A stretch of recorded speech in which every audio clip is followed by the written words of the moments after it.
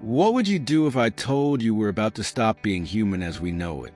In Homo Deus, Yuval Harari takes us on a provocative journey into the future of humanity, a future where our most ambitious dreams could become reality, but also one where we might lose what makes us human. Join me as we explore these 7 revolutionary ideas that challenge us to rethink who we are and where we're heading. These 7 points condense the most fascinating ideas of the book and offer a glimpse into the dilemmas and opportunities awaiting us in this new chapter of human history. Are you ready to question everything? Listen until the end. Point 1. The end of death, immortality as a technical project. What if death were no longer our inevitable destiny? Rather than a philosophical enigma or a spiritual mystery, modern humanity is beginning to see death as a technical problem. And like any technical problem, it can be solved. Throughout history, medical and technological advances have steadily extended life expectancy. And today we stand on the brink of taking that process to the extreme: immortality. In this century, death is no longer seen as an unavoidable end, but as an obstacle that engineers and scientists are determined to overcome. In the past, the struggle against death belonged to priests and philosophers. Now, laboratories and research centers take the lead. When someone dies from a heart attack, we say it was a technical failure of the cardiovascular system. If a germ claims a life, we view it as a medical issue that better research or treatment could have prevented. Death is no longer an inevitable shadow. It's an error that can be corrected, a broken part we can replace. The drive behind this crusade for immortality is not merely scientific obsession. Contemporary culture values human life above all, considering it the ultimate good. This shift in mindset pushes us to reject death as unacceptable. If life is sacred, then every death is seen as a failure. Living to 80 or 90 is no longer enough. We want more. We seek to avoid not only diseases, but also aging, that gradual decline that seems to rob life of its fullness. For the scientists and companies leading this charge, the project of immortality is more than a dream.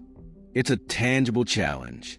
It's no longer just about adding a few extra years, but about completely eliminating the causes of aging and regenerating tissues to keep bodies indefinitely young. Imagine a future where every decade, technological advances allow for a complete reset of the body. Treatments that not only cure diseases, but also reverse the effects of age. Why settle for a long life when we can aspire to an eternal, youthful one? However, this pursuit brings thrilling yet unsettling dilemmas. If we manage to avoid death, what will drive us to live urgently? Much of what we do today, having children, chasing dreams, pursuing artistic achievements, is fueled by the awareness of our limited time. If that limitation disappears, what meaning will our actions hold? Personal and social priorities could shift radically. Will lifelong marriages still make sense? Will we continue to work with the same passion if we know we can live for centuries? The prospect of immortality wouldn't just transform our bodies. It would also transform our relationships and societies. Another challenge along this path is inequality. If immortality technology becomes real, not everyone will have immediate access to it. The promise of living forever might be reserved for the wealthiest and most powerful, creating a new form of inequality: those who can live indefinitely and those who cannot. This could open the door to unprecedented social conflicts with massive political and ethical implications. The war for eternal youth might be fiercer than any conflict we have ever known. Despite these dilemmas, humanity seems committed to this goal. Every small advancement fuels more hope and more investment. The process is unstoppable. Even if we don't achieve immortality in this generation, the next will start from a more advanced point. And even if we never achieve eternal life, the quest itself will have completely transformed our understanding of life and ourselves. Death, as we know it, is ceasing to be a certainty.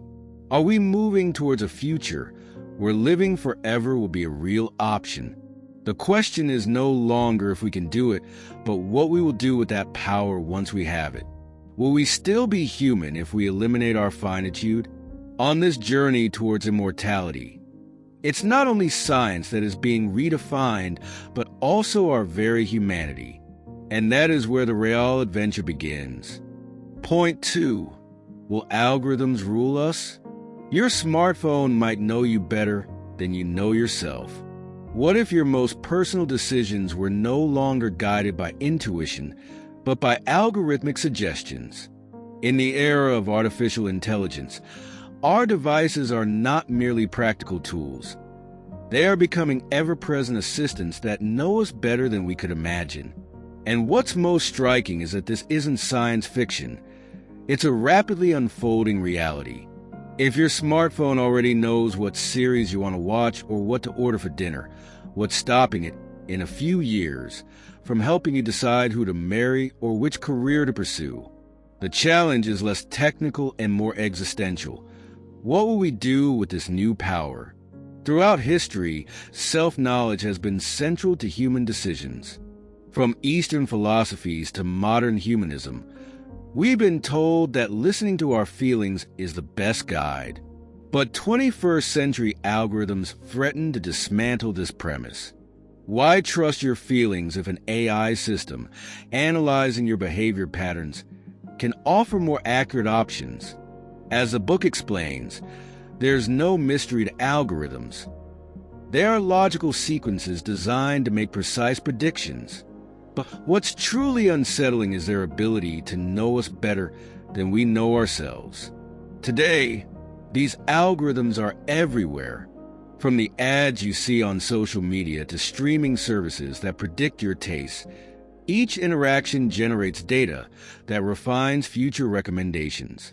And with every click, the algorithm learns something new about you, your fears, desires, and daily routines.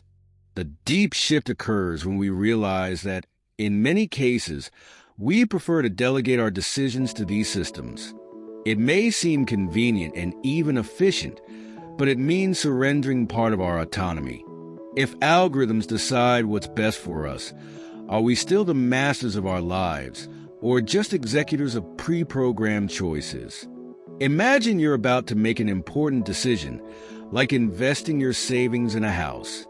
In the past, this would be a decision influenced by emotions, conversations with friends, visits to the property, and generally, your intuition.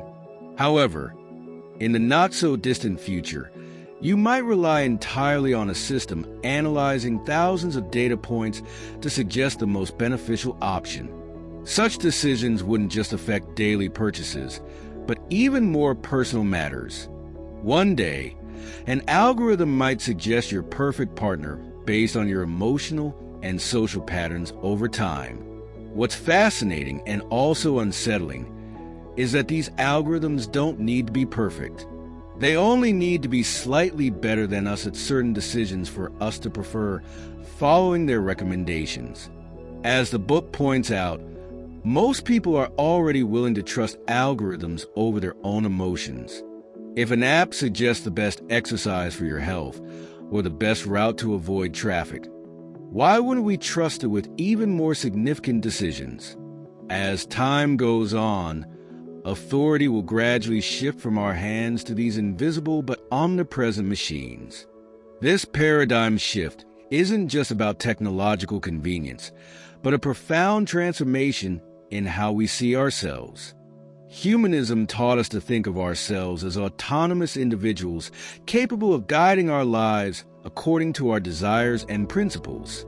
But if algorithms become our guides, the notion of personal autonomy grows fragile.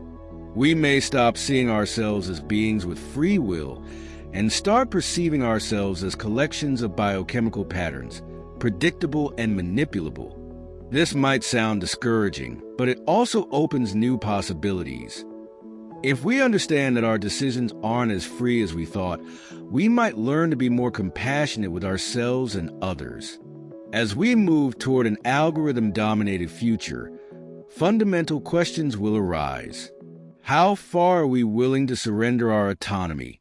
Can we design systems that respect our deepest values? Or will those values be reshaped by those controlling the technology? Ultimately, it's not just a matter of whether algorithms will rule our lives, but how we will choose to live in a world where we are no longer the only minds making decisions. The journey into this new territory has begun, and the crucial question isn't whether we can stop it, but how we'll navigate this new reality we've created. Point 3. Goodbye equality, hello human design, customized bodies and brains. For thousands of years, evolution has been a slow, whimsical process governed by the laws of natural selection. But that stage is nearing its end. What once took millions of years to change could now be altered within decades. Biotechnology has opened a new era, one where we can design our bodies and brains, as if choosing options from a catalog. In this approaching future, the idea that we're all born more or less equal collapses. What will happen when some people can be smarter, stronger, or even happier simply because they chose to be?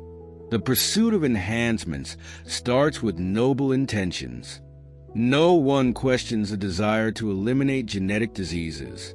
If technology allows us to cure a condition before a baby is born, why not do it? But this process doesn't stop at curing. Imagine if, in the same lab, we discovered how to make that baby not only healthy, but also possess a prodigious memory or an outgoing personality. One thing leads to another. If it's possible to prevent suffering, wouldn't it also be reasonable to maximize potential? This logic transforms medicine into a tool for human design. And this is where the real revolution begins. The problem is that these enhancements won't be available to everyone simultaneously. Initially, they will be costly and accessible only to those with the resources. This could create a society where the differences between rich and poor aren't just economic but biological. For instance, some people might access cognitive upgrades that allow them to learn 10 times faster, while others are left behind with no chance to compete. The gap we know today between social classes would be trivial compared to the divide between biologically enhanced individuals and those who are not. This inequality wouldn't be just temporary. It could consolidate across generations. As advances in genetics and brain technology become more sophisticated, our concept of what it means to be human is likely to change. For centuries, religions and philosophies have taught us that all human beings share a soul and intrinsic dignity. But how will we uphold this belief if some individuals have stronger bodies and faster brains because they were designed to be superior? History shows that whenever significant advantages are given to certain groups, societies tend to justify the domination of some over others. We may be on the brink of an era where superhumans see their superiority as natural and thus justify their privileged position. Furthermore, these modifications wouldn't be limited to one generation. If we can select the best genes for our children, why not do the same for our grandchildren? Each generation could be an improved version of the last, growing ever further from the human beings we know today. Natural evolution, based on random mutations and survival of the fittest, would give way to intelligent design, a deliberate and conscious evolution. Instead of waiting for nature to do its work, we could take total control of the process. This transformation promises enormous benefits, but it also poses unknown risks. What will happen if these enhancements create problems we cannot yet foresee? This path to human design is both seductive and frightening. Seductive, because it promises a world where no one would suffer from diseases or limitations. People could live longer, learn more, and be happier. But it's also frightening because it will confront us with moral and social dilemmas we're not yet ready to solve. For instance, if some parents choose not to modify their children, would they be condemning them to an inferior life? And if all children are born perfect, what will happen to the diversity and human authenticity we value today? In this new era, the challenge will not be so much about survival as about deciding what we want to become. Ultimately, what's at stake isn't just health or longevity, but the very essence of our humanity. We stand at a crucial point in our history. We have the power to redesign ourselves and, in doing so, to transform the fate of our species. But like any great transformation, this adventure will bring unexpected challenges. Will we be able to control the power we are about to unleash? Or, in trying to improve everything, will we lose what makes us truly human? In this journey into the unknown, the most important question is no longer what can we do, but what should we do? Point 4. Happiness on demand, drugs, and virtual reality as life's purpose. What if you could feel complete and happy with just the press of a button or a pill? The idea of achieving happiness quickly and effortlessly is no longer confined to fantasy. In the emerging future, the search for meaning and fulfillment could be replaced by chemically induced sensations or immersive digital experiences. The challenge won't be finding happiness, but choosing from the different ways to attain it. From drugs that fine-tune our biochemistry to virtual worlds that surpass real-life experiences.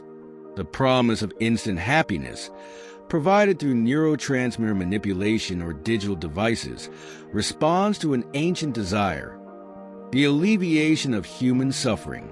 For centuries, people have sought happiness through work, religion, relationships, or meditation.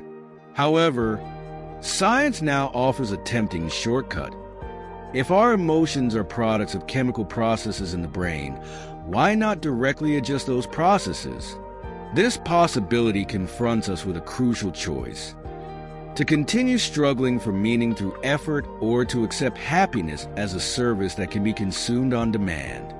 Virtual reality is another pillar of this emotional revolution. In a world where algorithms can create perfect immersive experiences, people might prefer to spend more time in digital universes than in everyday life. Imagine a three-dimensional environment designed to give you intense, positive emotions without the chaos and frustrations of daily life. Why would we choose the complexity of reality if we can have boundless happiness in a virtual setting? This shift is already beginning with video games and online entertainment platforms, but in the future, these experiences could become so absorbing that reality itself might seem dull in comparison. The danger of this model is clear. When happiness becomes an easy product to consume, the value of effort and personal growth erodes. In real life, each achievement comes with challenges, learning, and growth. However, if we can feel the same positive emotions without effort, the meaning of our actions becomes questionable. Experiences that once required sacrifice, like completing a marathon or mastering a complex skill, could be simulated and felt with the same intensity in a virtual world, but without leaving any significant impact on the real world. Moreover, this quest for instant gratification could lead to dangerous dependency. Just as with traditional addictions, people could become slaves to pleasurable stimuli, constantly seeking their next dose of happiness.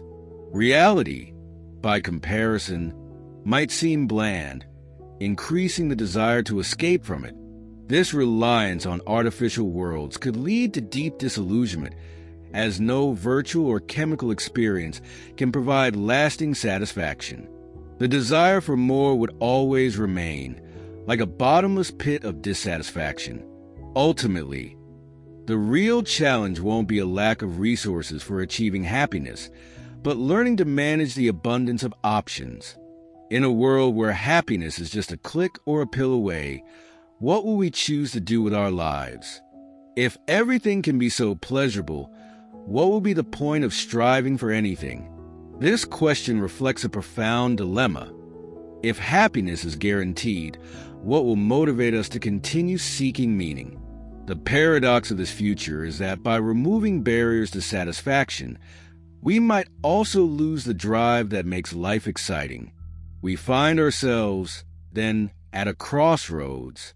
The promise of immediate happiness is tempting, but it could lead us to a shallow and empty existence. On the other hand, clinging to effort and personal growth as the only sources of fulfillment could become exhausting in a world offering easier options. The question isn't whether technology will change how we pursue happiness, but how we will choose to use this power.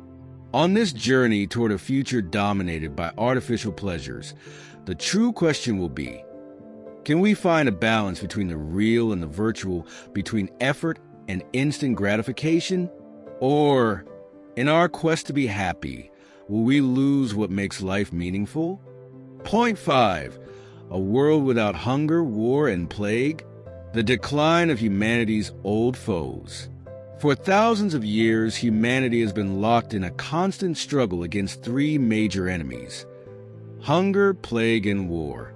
These scourges not only shaped history, but also defined how we lived and died. Each generation faced the uncertainty of whether a poor harvest, an epidemic, or an invasion would devastate their lives. Yet, we are entering a new era where these enemies appear to be losing their grip. Today, famines and wars are not as inevitable as they once were, and many diseases that once ravaged entire civilizations are under control or even eradicated. Consider this for a moment. For centuries, famine was a part of daily life.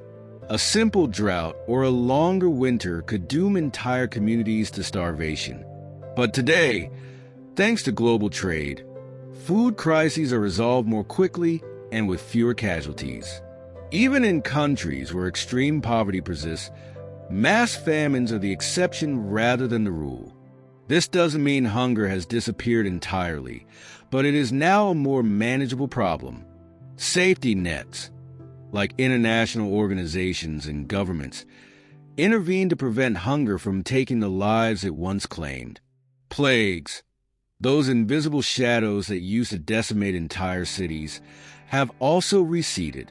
From the Black Death to smallpox, epidemics shaped entire civilizations, leaving millions dead in their wake. Today, however, we have vaccines, antibiotics, and public health systems that can stop diseases before they become uncontrollable pandemics. The eradication of smallpox in 1979 was a milestone that showed we were no longer condemned to live under the constant threat of deadly diseases. Even more surprising is the change in our relationship with war. For much of history, war was seen as an inevitable constant. Peace was fragile and temporary, and societies lived prepared for conflict. However, the 21st century has brought a profound transformation. Although wars haven't disappeared entirely, their scale and frequency have drastically decreased. The shift from a resource-based economy to a knowledge-based economy has reduced the appeal of war as a means of accumulating wealth. Furthermore, the threat of nuclear annihilation has pushed major powers to seek diplomatic solutions rather than rushing into armed conflict. This victory over our old enemies doesn't mean we live in a paradise free of problems. However, the fact that we have largely managed to control hunger, plague, and war places us at a unique moment in history. We are no longer fighting for mere survival.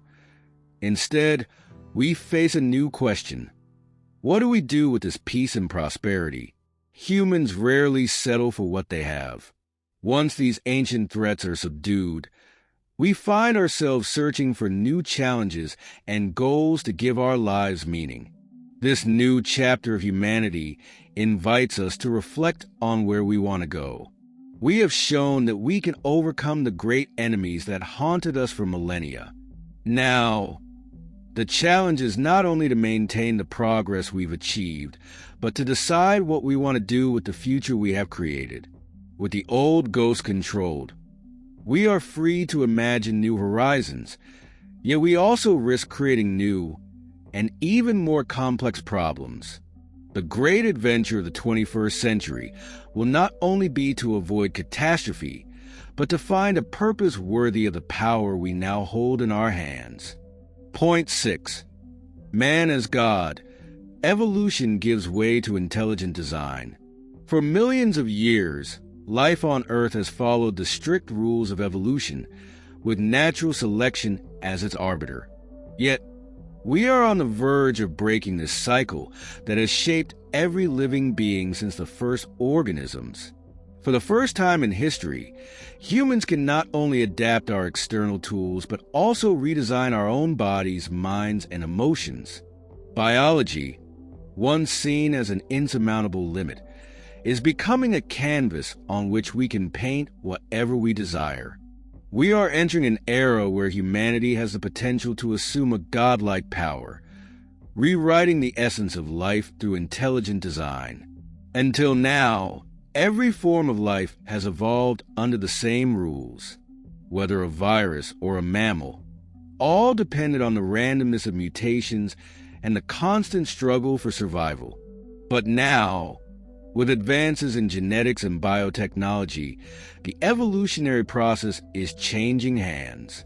We no longer need to wait millions of years for a beneficial mutation to appear by chance. We can introduce those mutations ourselves. We can eliminate genes that predispose to diseases and add others that enhance our physical or cognitive abilities. Why settle for the biological limitations of our species if we have the power to overcome them? This new power isn't limited to improving health. Biological engineering allows us to choose characteristics that were once left to chance. Instead of accepting the intelligence or strength we're born with, we could design more advanced versions of ourselves and our children. This raises profound questions. If we have the ability to create humans who are stronger, faster, and smarter, will there still be room for diversity as we know it? Evolution has taught us that variations are essential for survival, but in a world where everything can be optimized, diversity might be seen as an obstacle, not a virtue. However, redesigning humans isn't the only path open to us. The fusion of biology and technology leads us to the creation of hybrid beings, humans with artificial parts that surpass the limitations of the organic body. Advanced prosthetics, brain implants, and brain-machine interfaces are already an emerging reality. In the near future, we could fully merge with our tools, creating cyborg beings capable of thinking faster, moving better, and living longer. If today we use smartphones to expand our abilities, tomorrow these devices could be integrated directly into our nervous system. The most radical step in this transformation would be to transcend biology altogether. Why limit life to organic matter if we can design completely inorganic beings? Artificial intelligence has already shown it can perform tasks once exclusive to humans. In the coming decades, we might witness the creation of autonomous artificial intelligences capable of learning, deciding, and acting without human intervention. These inorganic beings would not only be more efficient than us, but could also live indefinitely. If life is no longer limited to the human body, the very notion of what it means to be alive will change forever. This transformation promises a fascinating future, but is also filled with uncertainty. With so much power in our hands, how will we decide what to do with it? History has shown that each time humans have acquired a powerful new tool, they've used it for both good and ill. If we can create superior humans, will there be those who use them to dominate others? If we can design advanced artificial intelligences, how will we ensure that these creations don't turn against us? The line between progress and destruction has never been as thin as it is now. We face a new phase in history, one in which natural selection is no longer the arbiter of human destiny. We have taken on the role of creators, with all that this entails. In this new era, the fundamental question is no longer whether we can overcome our limitations, but whether we'll be able to handle the power we're about to unleash.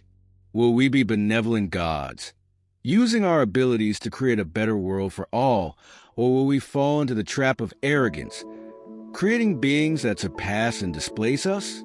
The fate of our species hangs on the choices we make in the coming years. Point 7. What will we do with all this power?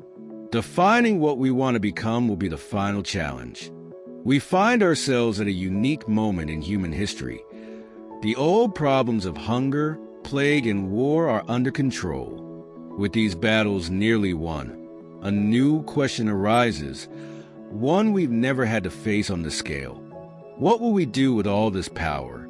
For centuries, survival and fear guided our actions, but now, without those immediate threats, we face a much more complex task. It's no longer just about avoiding catastrophe, but about defining what we want to be and where we want to go as a species.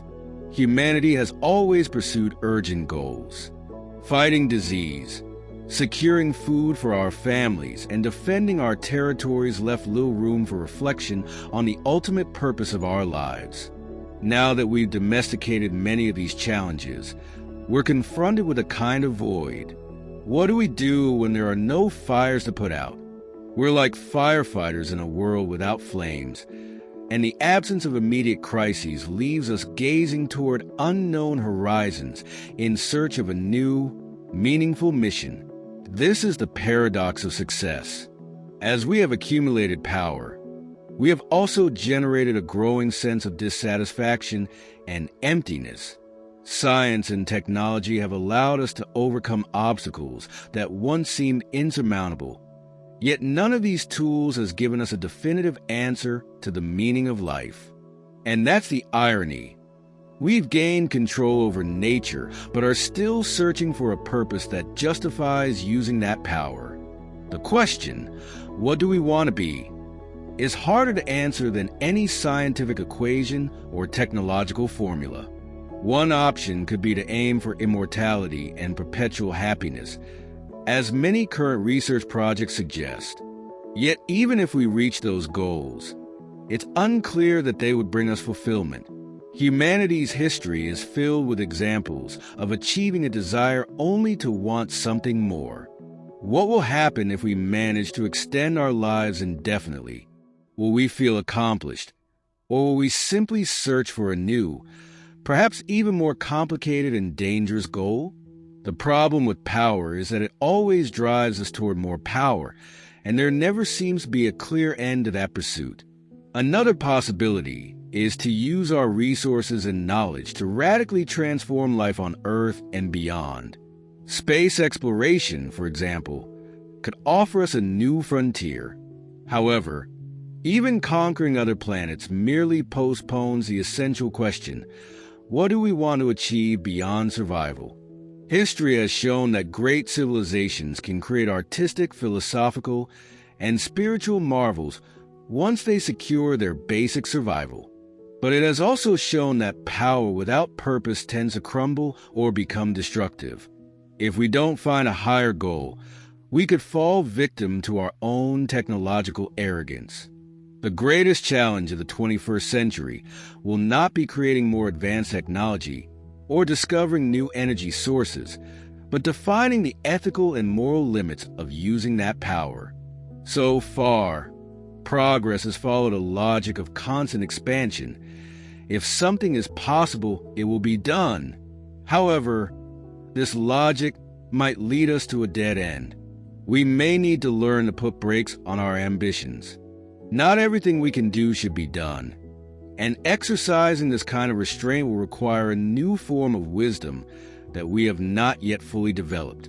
Ultimately, the hardest task will be finding a balance between what we can do and what we truly should do. We will have to decide whether we want to remain human or aspire to something entirely different. The tools we've created allow us to reshape ourselves physically and mentally, but each modification we make takes us further from who we are today. This adventure into the unknown is thrilling, but it is also filled with uncertainty. Deciding what we want to be is not just a technical matter. It is the greatest philosophical and spiritual challenge we have ever faced. Final words.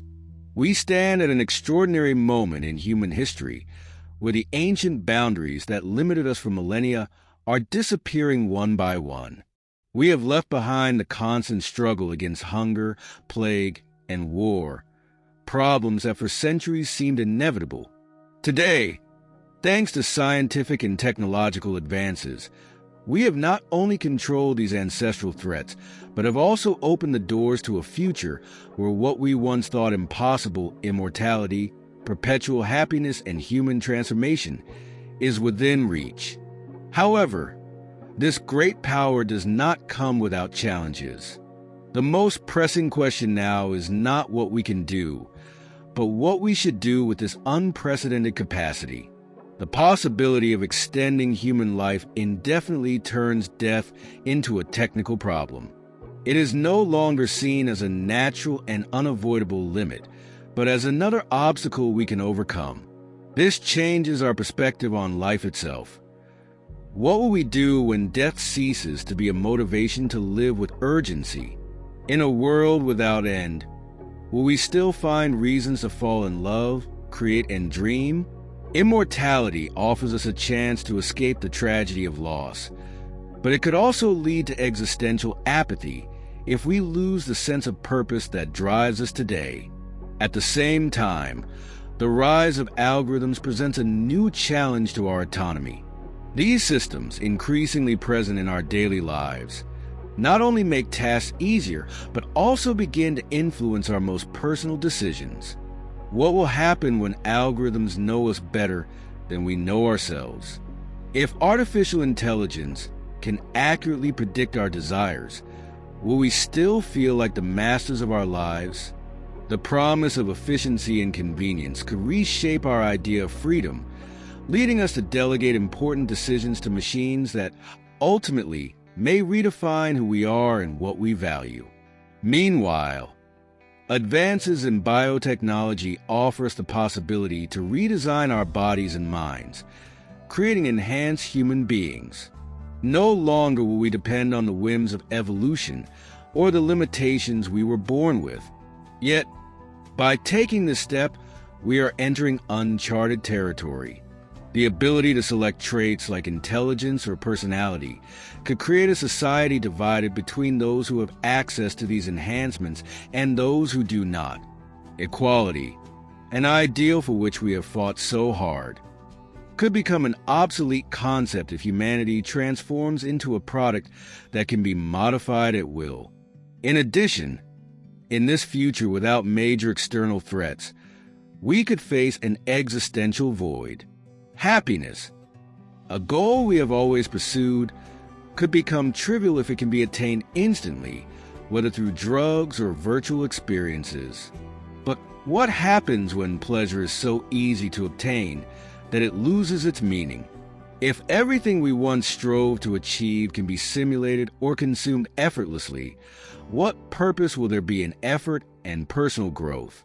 The search for meaning becomes even more urgent in a world where gratification is guaranteed. We have accomplished what seemed impossible for centuries, controlling hunger, plague, and war. But this victory raises a new question. What will we do with the power we now possess? It is no longer enough to survive. We must decide who we want to be. The possibility of designing our future opens up fascinating horizons, but also presents unprecedented risks. We can create technologies capable of improving our lives, but if we do not define the limits and purposes of their use, we could lose ourselves in our own ambition. Every advancement brings new questions, and some of these will not have easy answers. Humanity stands at a critical juncture. Natural evolution is behind us, and we have assumed the role of creators. We can prolong life, reshape the mind, and explore new worlds. However, with this power comes a responsibility to find a purpose to guide us. Technology alone cannot answer the deeper questions about who we are and what we seek. It is a means, not an end. The real challenge will be finding a balance between the power we have gained and the values that have defined us as humans. Ultimately, the greatest danger we face is not the technology itself, but the possibility that, in our quest to conquer everything, we lose sight of the essential, the sense of being human. Freedom, empathy, love, sacrifice, and the search for meaning are the elements that have shaped our history. If we forget these qualities on our path toward a future shaped by algorithms and biotechnology, we risk becoming something unrecognizable, more efficient, perhaps, but less human. We are on the cusp of a new era, an era where we can decide what we want to be and what future we want to build. But that decision cannot be left solely in the hands of technology or algorithms. It depends on each of us reflecting on our priorities and values and finding a purpose that transcends the power we have acquired. Humanity's adventure is far from over. In many ways, it is just beginning. The question now is, what will we do with this unprecedented opportunity? Will we be able to find a new path toward growth, wisdom, and meaning? Or, like Icarus, will we fly too close to the sun